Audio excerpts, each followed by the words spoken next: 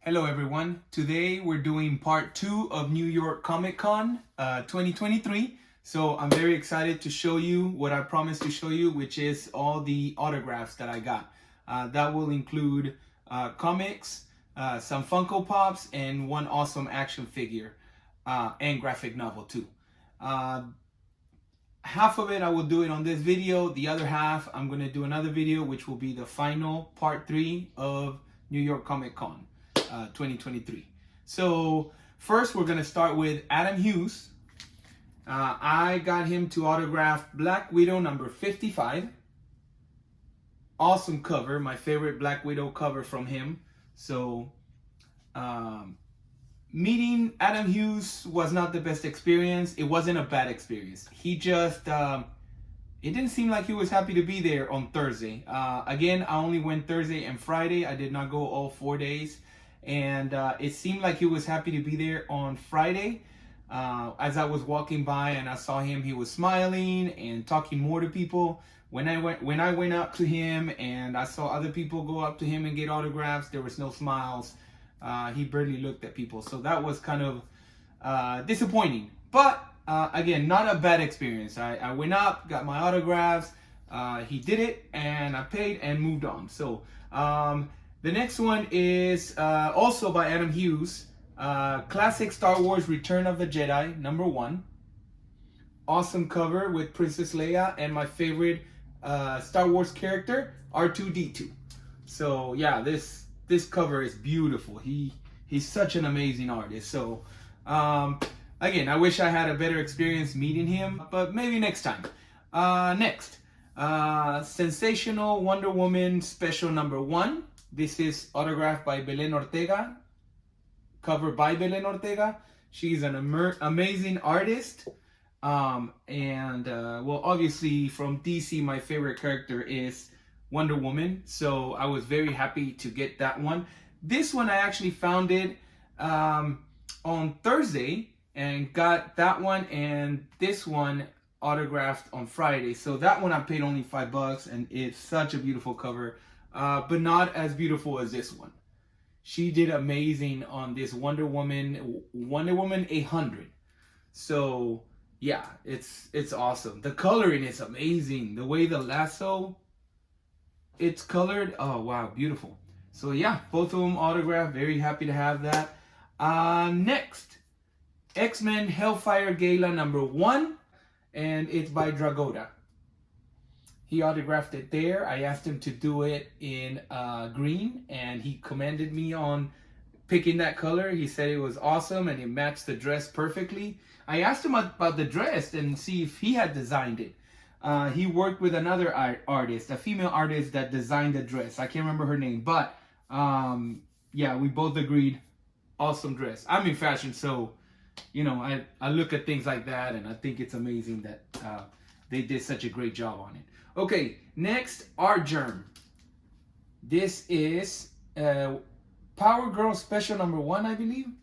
So it's a holofoil. Let's see if you can see it there. It's a virgin holofoil cover. Art Germ, he's an amazing artist. When he came to Fan Expo here in Dallas, his line was at least 30 minutes to 45 minutes of wait. I happen to be in the first 20 or so, maybe 25. It only took about 10 to 15 minutes for me to get my autograph once the line started. But between the wait and then those extra 10-15 minutes once the line was going, it was probably close to an hour wait. But you know, I got another autograph. Now I got this one, so very cool, very cool. Next, Black Bolt number 2, a Mary Jane variant cover. So it's very cool to see Mary Jane with the Black Bolt outfit. I thought that was very creative, and the fact that it's the Face It Tiger, you just hit the jackpot moment from Amazing Spider-Man. That was very cool. So but yeah, Abu Talib, that's autographed by Abu Talib right there. Very cool cover. Next, The Amazing Spider-Man by Adi Granov. Um, and it's number 602. This, I would have to say, is actually my top favorite, number one favorite Mary Jane cover. The art is beautiful. The artist is amazing. It used to be Campbell's Mary Jane on the sofa drinking the coffee with Spider-Man in the background cover. That was my favorite. But this is now, or has been for a while, my favorite Amazing Spider-Man cover. Mary Jane cover. So next, Batman 106 triple sign now. I got a signature by Tinion Williamson, and now at the bottom right here, Jorge Jimenez. It's in gold, so when you look at it straight, you can't really see it, but when you angle it like that, you see the gold. Hopefully on the camera you can see it, but it's triple sign. It's my favorite Batman cover. I don't know, something about the purple and the yellow and the darkness and the, you know, Batman's outline and the Scarecrow. The way Scarecrow was done was awesome. So, and then the little bat, you know, rope that he has. There's a name for it, I forget. But yeah, that's definitely my top Batman cover. Next. This is X-Men 92 number 1 variant cover. It's a virgin cover by David Nakayama. Getting his autograph was actually pretty simple. I thought there was going to be a long line, but you know, when I got there was only 5 people in front of me, so I got my autograph within 5-10 minutes, and this is the only one that I got, so it was nice. And the people in front of me had 1 or 2 comics maybe.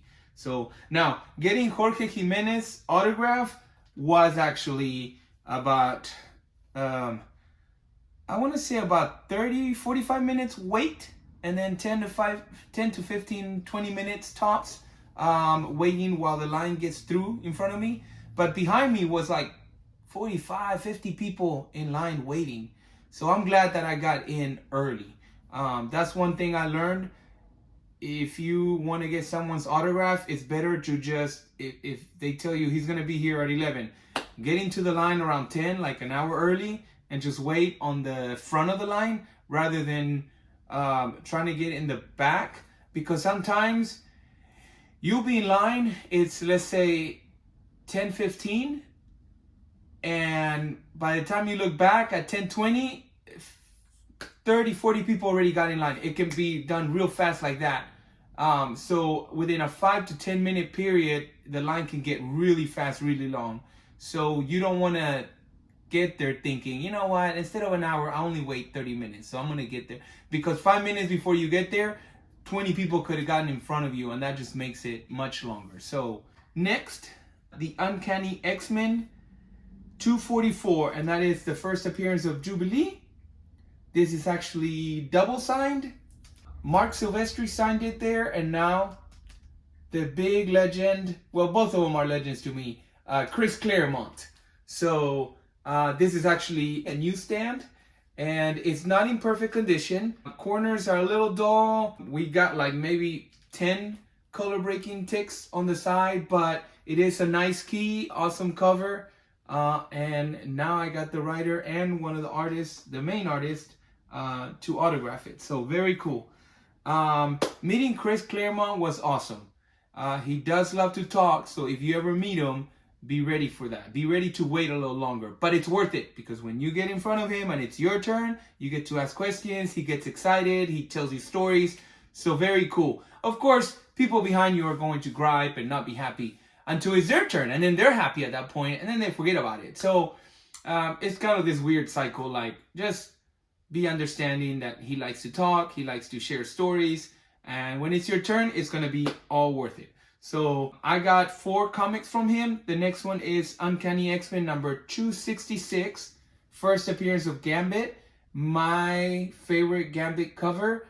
I don't know, something about the colors, you know, him saving Storm. I haven't read it. That looks like Storm. But yeah, now I got Chris Claremont autograph there in silver. I went ahead, and this is the only artist that I did the window box on the sleeves. I had some extra real bad sleeves. I ended up buying that brand, I forget, Hot Stuff or something like that, and the sleeves were horrible. And I'm gonna start using those just for cutting the little windows out so that artists know where I would like them to sign. I didn't do it with any other artist except Chris Claremont because I know that he likes to sign on top of the title, and I went ahead and just did all of them placement towards the bottom, except for one item that I will show you in a second. But the next two comic books, which are amazing, Wolverine #1, the solo series, the first solo Wolverine story, and he autographed it in silver down there, silver to match the silver claws. So that was very cool. But my favorite Wolverine cover of all times is #4 from this series, which I have right here in newsstand. And not only is it newsstand and now autographed by Chris Claremont, but this, let me show it to you guys, is a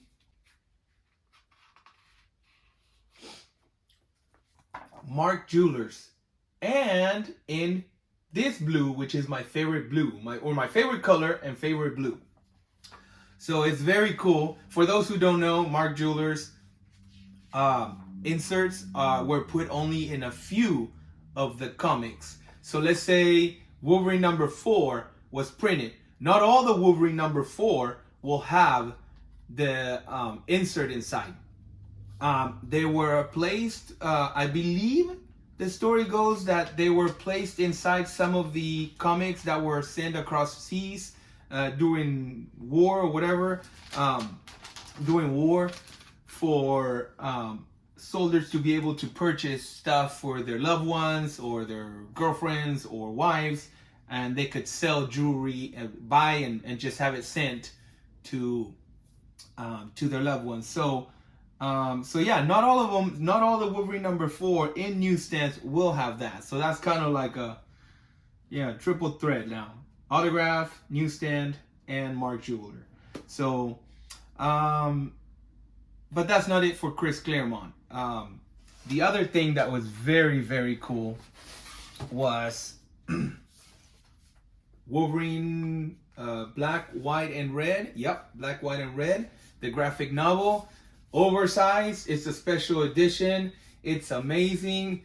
I had Joshua Cassera sign it at the bottom in the past. And then here, Chris Claremont signed at the top. And he kind of curved it. It came out perfect. He did. I asked him to do it in silver. So yeah, it came out beautiful. Best part about this is he grabbed the book before autographing it, and he was flipping through and came up to his story, and as he was looking at it, he noticed this building, and shared with me that this building, during this time when this series was done, it was actually only halfway built. So it was drawn that way here in one of the city scenes. But here you can see the entire building completed. So I thought that was a cool moment that he shared that, and how he was admiring the story and the book. So that was very cool. So yeah, got that now double autographed. And then last for Chris Claremont and for this video is action figure of Wolverine from the actual story. So this is the actual Wolverine from this storyline right here. And I found this at Midtown Comics the day before. I just saw it and I thought, oh, when I get my Chris Claremont signatures tomorrow, he could do this one. And I asked him to do it in white. So came out very, very cool. Yeah, he looked at it too. He thought it was very cool. So yeah, very cool stuff. That is it for this video. So look forward to the next video, part 3. and I will show you the remainder of the comics and some Funko Pops that I got autographed at New York Comic Con. And the last thing I want to do is share with you guys a couple of tips that helped me while I was at New York Comic Con to make it easier on those who are planning to go next year. Number one, bags with wheels on it. Backpacks with wheels, or a little card carrying your comic books and stuff. You can carry those inside everywhere except the showroom. I don't know how much. I didn't take my bag with wheels, so I don't know how much they keep an eye on people not bringing bags with wheels into the showroom. But I know that there were a lot of people with, there were people with like those huge gorilla carts full of pops trying to get through on Friday, which was a busy day, but not as busy as Saturday, and they could barely get through. So, but if you can bring a backpack with wheels on it, it'll save the day. It'll make it 10 times easier on you. Because I know I had trouble carrying these books plus a few more on my back all of Thursday. And then probably the same amount on Friday. So yeah, definitely bag with wheels, very helpful. Also, as I said before, if you're planning to get an autograph from someone that you know is going to have a long line, make sure you find out when the next time slot is that they're going to be autographing, and try to get there 45 minutes to an hour early. And it's okay, just wait in line. It'll be worth it. It'll be worth it to be within the first 10 people, maybe 10 to 15 people.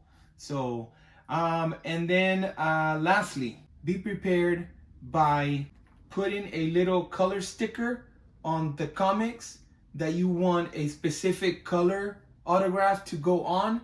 I had an instance where I got an autograph done in a hurry because it wasn't expecting, and I'll be showcasing that one on the next video and telling the full story then. But it would have saved me a lot of trouble if I just had a little sticker, like a little post-it that said what color, or a post-it of that color on the outside. So as I pull it, I am reminded, hey, you want this in this color. So I kind of messed up on like 2 or 3 of my comics where I wasn't thinking, I did things fast, or when the time came, I just completely forgot, and I got the autograph done and I got it in black instead of the cool color that I wanted. So there you go. Hopefully those tips help you and that you enjoy this video. If you did, please like and subscribe so I can continue to make cool videos like this, and I'll see you on the next one.